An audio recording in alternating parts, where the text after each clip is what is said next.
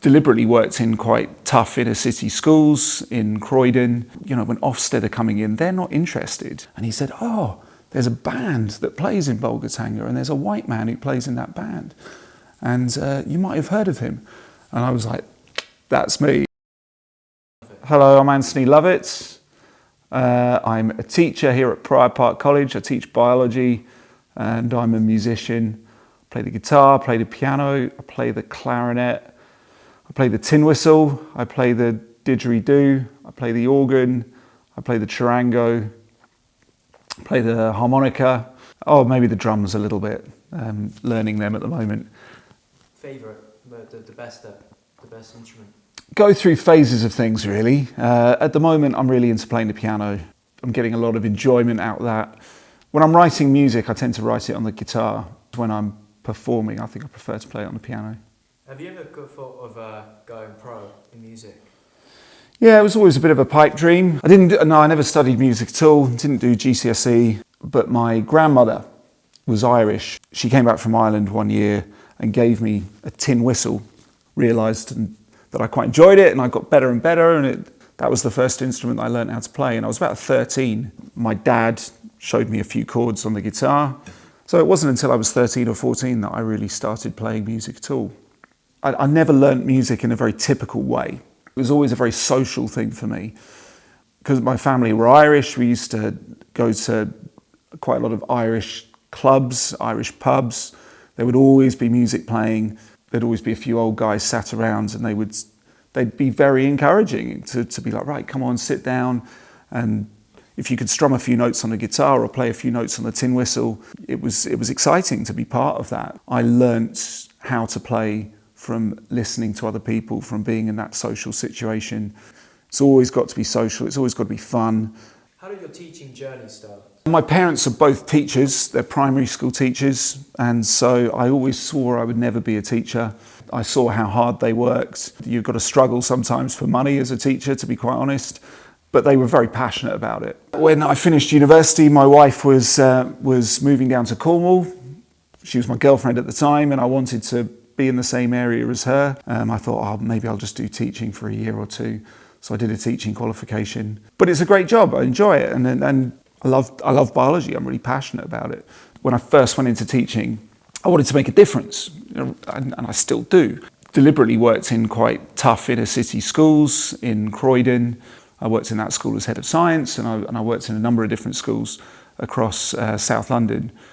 And I worked in Ghana as well, training science teachers. Working in that environment though, it's actually quite difficult to do much more other than the daily grind of being a science teacher. And you know, when Ofsted are coming in, they're not interested in whether you've got any musical know-how or whether you integrate different subjects. They just want to see whether you're teaching by the book. Now I play loads of music. Yesterday there was a chapel service and I was able to play the organ and I was able to play the clarinet in the jazz band. There's a folk group, staff band. The students can see this. They don't just see you as a biology teacher. You're a human being, and so yeah, maybe there's something to this biology thing after all. And if you're able to make students think that something might be interesting, then it's almost job done. They will learn it for themselves. And I think music helps do that.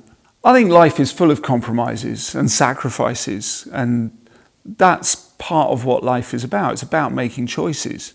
And if you are too blinkered and too focused on looking ahead at some distant prize, you might actually miss that shiny thing that's just there waiting for you.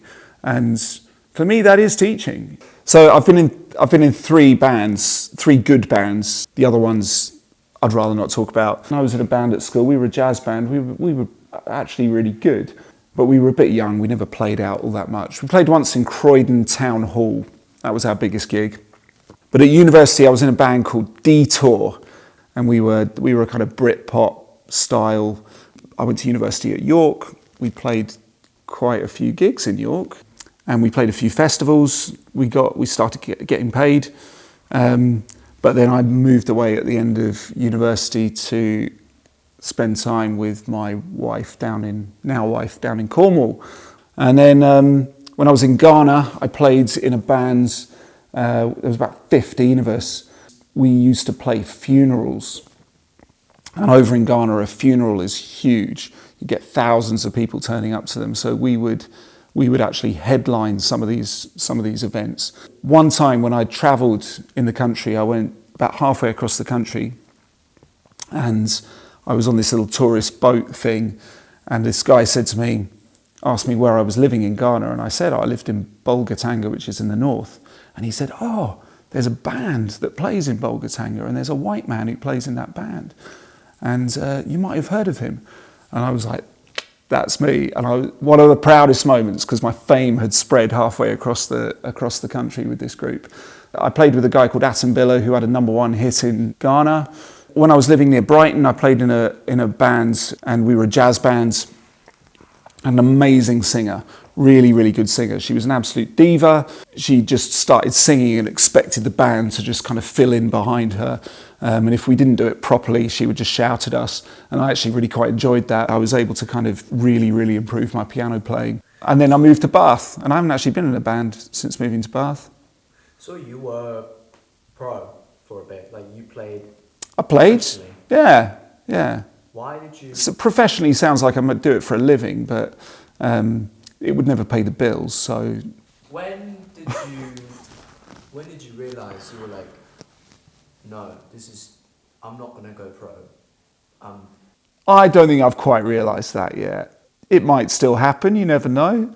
Things become even more difficult as you get older, I guess, because you end up collecting a few responsibilities on the way, like kids and a wife, and just becomes a little bit more tricky to completely segue in one's life. But that's, you never say never. Sometimes I go and see live musicians who I admire, and I've been disappointed because I can see that they're playing the same music night after night, and they have to work hard to keep that spark. Whereas for me, I play occasionally, and I play in front of people occasionally. So when I do, it's really exciting, and that can be a class full of kids, to be quite honest.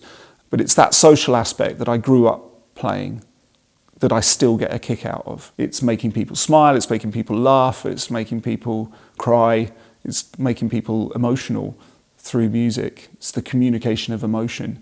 Actually, that's a good quote, isn't it? It's a better quote.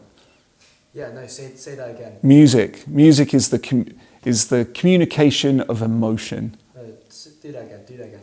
Music is the communication of emotion. It's the way that you end these, like. All right.